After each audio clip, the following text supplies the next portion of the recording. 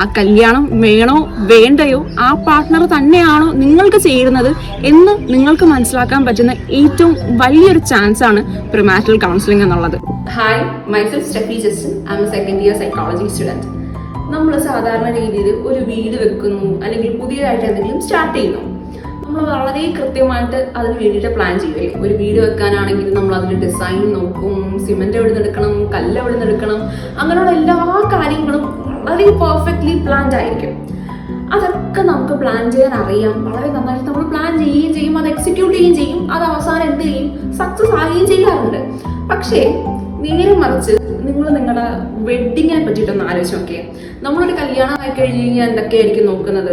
Dress എവിടെ നിന്ന് എടുക്കണം, എവിടെ നിന്ന് ഫുഡ് ഓർഡർ ചെയ്യണം, ഏത് സ്ഥലത്ത് വെച്ച് ആ പരിപാടി നടത്തണം, അങ്ങനെയുള്ള എല്ലാ കാര്യങ്ങളും വളരെ കൃത്യമായിട്ട് പ്ലാൻ ചെയ്യും. ഇന്ന ഏറ്റവും പെർഫെക്റ്റ് ആയിട്ടുള്ള ഒരാളെ കൊണ്ട് ചെയ്യിപ്പിക്കണം എന്നൊക്കെ ഉള്ള പ്ലാനിങ് ഉണ്ട് അതിൻ്റെ പുറകിൽ.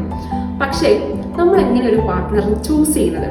അറ്റ്ലീസ്റ്റ് നമ്മളൊരു പാർട്ട്ണറിനെ ചൂസ് ചെയ്യുന്നത്, നിങ്ങൾ ചായ കുടിച്ചു എന്നൊരു പരിചയത്തിലാണെങ്കിൽ ഒരു പാർട്ട്ണറെ ചൂസ് ചെയ്യുന്നത് അത് കറക്റ്റായിട്ടുള്ള ഒരു രീതിയല്ല. അതിനെ പറ്റിയിട്ട് നമുക്ക് വേറെ വീഡിയോ ചെയ്യാം. എങ്കിൽ പോലും നിങ്ങളൊരു പാർട്ട്ണറെ ചൂസ് ചെയ്തെന്ന് വിചാരിക്കാം. ആ പാർട്ട്ണറോട് കൃത്യമായിട്ടുള്ളൊരു കമ്മ്യൂണിക്കേഷനും അല്ലെങ്കിൽ ആ പാർട്ട്ണറിനെ അറിയുക. കൃത്യമായിട്ട് നിങ്ങളുടെ മാരേജ് ലൈഫ് നിങ്ങൾ പ്ലാൻ ചെയ്യുന്നുണ്ടോ? നിങ്ങൾ നിങ്ങളുടെ വെഡ്ഡിങ് പ്ലാൻ ചെയ്യുന്നുണ്ട്, ഡ്രസ്സ് പ്ലാൻ ചെയ്യുന്നുണ്ട്, എല്ലാ കാര്യങ്ങളും പ്ലാൻ ചെയ്യുന്നുണ്ട്.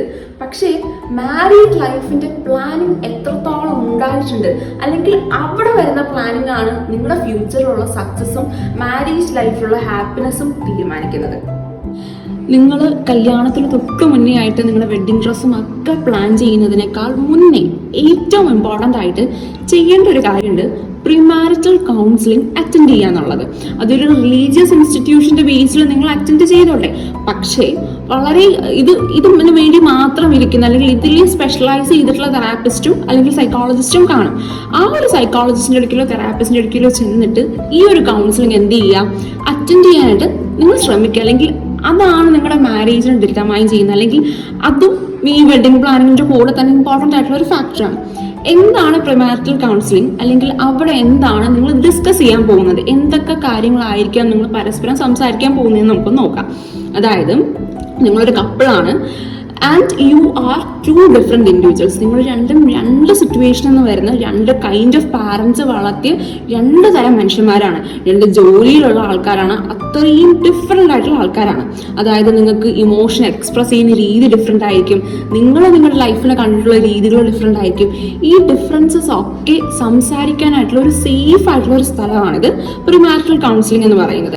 നിങ്ങൾക്ക് എങ്ങനെയാണ് ഫ്യൂച്ചറിൽ നിങ്ങൾക്ക് കുട്ടികൾ ആവശ്യമാണോ, അല്ലെങ്കിൽ കുട്ടികളെ എങ്ങനെ വളർത്താനാണ് നിങ്ങൾ ആഗ്രഹിക്കുന്നത്? ഇൻ കേസ് നിങ്ങൾക്ക് കുട്ടികൾ ആഗ്രഹിക്കുന്നുണ്ടെങ്കിൽ ഏത് ടൈമിലാണ് നിങ്ങൾക്ക് കുട്ടികളെ ആഗ്രഹിക്കുന്നത്, എങ്ങനെയാണ് നിങ്ങൾക്ക് നിങ്ങളുടെ ലൈഫ് മുന്നോട്ട് കൊണ്ടുപോകാനായിട്ടുള്ള ആഗ്രഹങ്ങൾ, പേഴ്സണൽ ആയിട്ടുള്ള ബൗണ്ടറീസ് എന്തൊക്കെയാണ്, ഫിനാൻഷ്യലി ഇപ്പോൾ നിങ്ങൾക്കുള്ള പ്രശ്നങ്ങൾ എന്തൊക്കെയാണ്, ഇനി ഭാവിയിൽ ഫിനാൻഷ്യലി എങ്ങനെ സ്റ്റേബിൾ ആകാനാണ് ആഗ്രഹിക്കുന്നത്, അല്ലെങ്കിൽ എന്തൊക്കെ ജോലി ചെയ്യാനാണ് ആഗ്രഹിക്കുന്നത്, ഇൻലോസുമായിട്ട് എങ്ങനെയൊക്കെയാണ് പോകേണ്ടത്, അല്ലെങ്കിൽ ഇൻലോസിന്റെ അടുത്ത് തന്നെ നിൽക്കേണ്ട ആവശ്യമുണ്ടോ, പുതിയൊരു വീടോ അല്ലെങ്കിൽ പുതിയൊരു സ്പേസിലേക്ക് പോകുന്ന, ഇങ്ങനെയുള്ള എല്ലാ കാര്യങ്ങളും നമുക്കിവിടെ ഡിസ്കസ് ചെയ്യാം. നിങ്ങളുടെ സെക്ഷൽ പ്രിഫറൻസസ് എന്താണ്, എക്സ്പെക്ടേഷൻസ് എന്താണ്, ഇതൊക്കെ നിങ്ങൾക്കിവിടെ ഡിസ്കസ് ചെയ്യാനുള്ള ഒരു സ്പേസ് ആണ് പ്രീമാരിറ്റൽ കൗൺസിലിംഗ് എന്ന് പറയുന്നത്. ഇതൊരിക്കലും നിങ്ങൾക്ക് വേറെ എവിടെയും ഒരു കല്യാണത്തിന് തൊട്ട് മുന്നേ അല്ലെങ്കിൽ ഇത്രയും ഹ്യൂജ് ആയിട്ടുള്ള ഒരു കമ്മിറ്റ്മെന്റിന് തൊട്ട് മുന്നേ സംസാരിക്കുന്ന ഒരു സ്പേസ് കിട്ടിയിട്ടില്ലെങ്കിൽ ഒബ്വിയസ്ലി നിങ്ങൾ എന്തിനു പോയേ പറ്റും, ഒരു പ്രീമാരിറ്റൽ കൗൺസിലിംഗ് അറ്റൻഡ് ചെയ്തേ പറ്റത്തുള്ളൂ.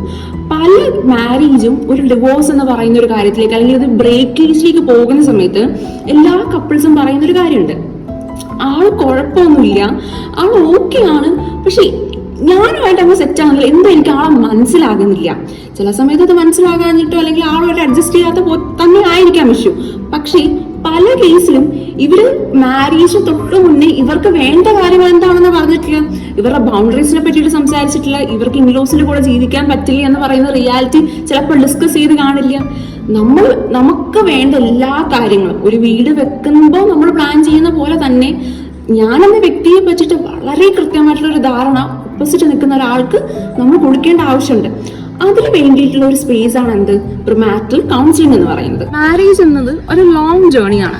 നമ്മൾ ഒരു പ്രീമാരിറ്റൽ കൗൺസിലിംഗ് അറ്റൻഡ് ചെയ്യുക എന്ന് പറയുന്നത് ഈ ജേർണിയിൽ വളരെ പ്രിപ്പയർഡ് ആയിട്ടിരിക്കുക എന്ന് മാത്രമാണ് ഉദ്ദേശിക്കുന്നത്. നമ്മളൊരു ജേർണി സ്റ്റാർട്ട് ചെയ്യാൻ നേരത്ത് നമ്മൾ നമ്മുടെ കൂടെയുള്ള ആൾക്കാരെ പറ്റി മനസ്സിലാക്കുക, അല്ലെങ്കിൽ കൃത്യമായിട്ട് അതിനൊരു മാപ്പ് വെച്ചിട്ടായിരിക്കില്ലേ നമ്മൾ പോകുന്നത്. അതേപോലെ മാരേജിൽ നിങ്ങൾ പ്രിപ്പയർ ആയിരിക്കുക.